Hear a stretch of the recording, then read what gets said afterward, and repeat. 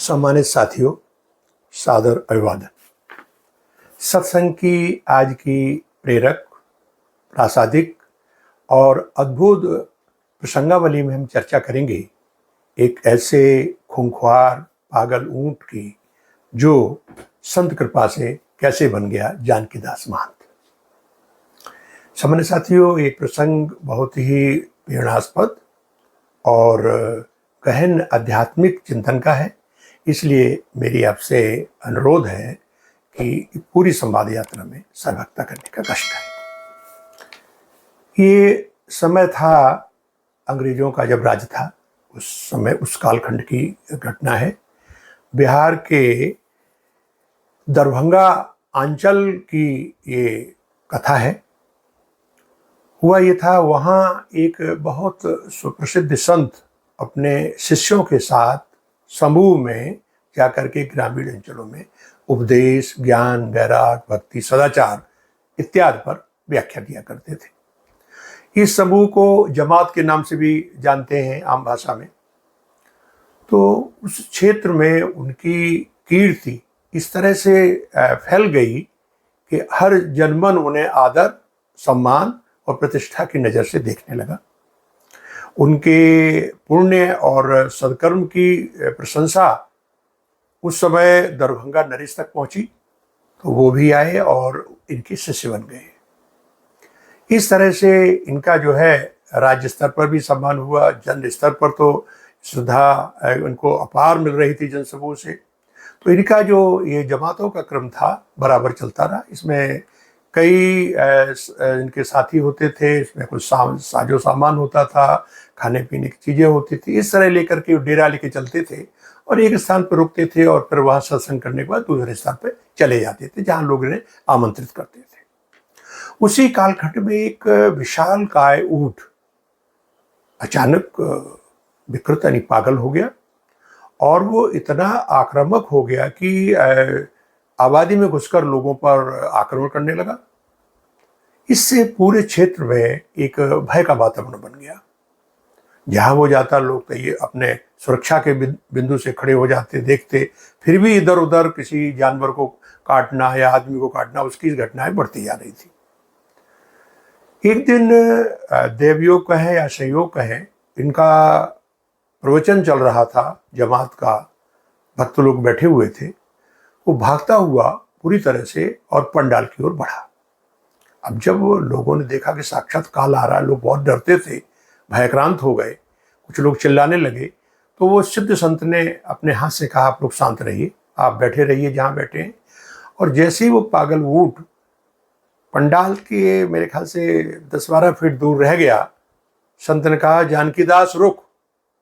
इतना भयानक ऊंट जो चारों तरफ से खूंखारता के लिए विख्यात था, वो खड़ा हो गया। उन्होंने फिर अपने मन से कहा, जानकीदास, उस जन्म में तो तूने ये कुकर्म कर लिए और ये आपको ऊंट का जन्म मिला है। पता है तू दूसरे इससे पूर्व जन्म में व्यापारी था और इस ऊंट पे सामान लाद के जाता था, बड़ी यातनाएं देता था, इसलिए तुझे ऊंट की योनि मिली और उसमें आप लोगों को पीड़ित कर रहे हो, आगे का जन्म भी खराब कर रहे हो। इतना कहते ही ऊंट के अब लोग जो बताते हैं प्रत्यक्षदर्शी, वो बैठ गया और उसके आंखों से आंसू गिरने लगे। कुछ प्रवचन की श्रृंखला चलती रही, लेकिन लोग तब भी डरते रहे। इसके बाद जब प्रवचन समाप्त हुआ और संत जी आए, तो उस ऊंट ने अपने जो गर्दन होती है मुंह से उनके चरणों में साष्टांग प्रणाम किया और फिर वो वहाँ जो जमात थी वहीं बैठ गया। हम लोग डरते भी थे, लेकिन धीरे धीरे जब वो 2-3 दिन रहा, सबका भय दूर हो गया कि अब तो ये संत बन गया है। और हुआ ये था कि फिर एक स्थान से दूसरे स्थान पर जब जाते थे तो उसी पे सामान लाद देते थे। और उन संत ने कहा कि अब ये जानकीदास जी हैं, यही महंत हैं इस पूरे जो जमात के। इस तरह से पूरे क्षेत्र में जहाँ उसका भय का वातावरण था, वहाँ अब उसके प्रति लोगों में प्रेम और अपनत्व पैदा हो गया। कहने लगे लोग, ये देखिए कैसा सीधा हो गया, आराम से जाता है, सत्संग कराता है और आराम से चलता रहता है। कुछ दिनों के पश्चात एक दिन सहसा सुबह सुबह गंगा के किनारे किसी गांव में प्रवचन चल रहा था। तो उसने अपने जो गुरु थे सिद्ध संत उनके चरणों में प्रणाम किया और लौट करके एक घड़ा रखा हुआ था उसको अपने पैर से दबा के तोड़ दिया। लोगों को बड़ा आश्चर्य हुआ कि ये आज इसका विचित्र व्यवहार कैसे हुआ, लेकिन संत समझ गए। संत ने कहा चलो बेटा चलो, हम तुम्हारे साथ हैं। संत उसके पीछे हो ली, धीरे धीरे चलता हुआ गंगा जी के किनारे आया और बड़े प्रेम के साथ उसने गंगा जी में प्रवेश किया, स्नान किया और वहीं उसने अपना शरीर छोड़ दिया। तो ये प्रसंग जो है पूज्यपाल श्री राजेंद्र दास जी महाराज जी ने अपने सत्संग की कड़ी में व्याख्यापित किया था, उनके चरणों में सादर प्रणाम करके आपके समक्ष प्रस्तुत किया। इसका सार संदेश ये है कि यदि हम संतों की शरण में चले जाते हैं तो हमारे जन्म जन्मांतर के पाप ताप विनष्ट हो जाते हैं। और गोस्वामी जी ने इन्हें तो चलता फिरता तीर्थ कहा है। हम लोग तीर्थ जाते हैं, संत का समाज ही तीर्थ है। मानस में कहा उन्होंने कि मुद मंगलमय संत समाजू, जो जग जंगम तीर्थ राजू। तीर्थ राज प्रयाग के बराबर है संतों का समूह चलना। संत मिलन सम सुख जग नाही, ये भी उन्होंने कहा है।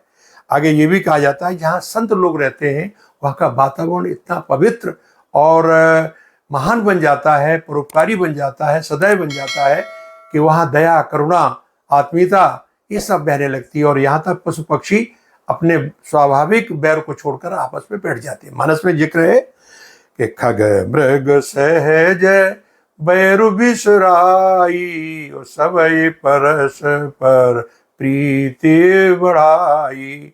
ये भी कहा है कि सिंह मृग एक घाट पर आकर पानी पीते हैं। संतों का समागम जब हो जाता है तो इस तरह से वातावरण जो है अपने आप में सात्विक हो जाता है।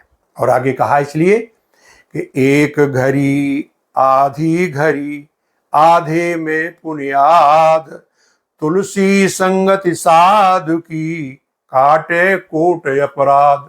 तो इस तरह तुलसीदास जी का अपना कहना है कि सत्संग यानी संतों के संग से हमारे जन्म जन्मांतर के पाप ताप विनष्ट हो जाते हैं।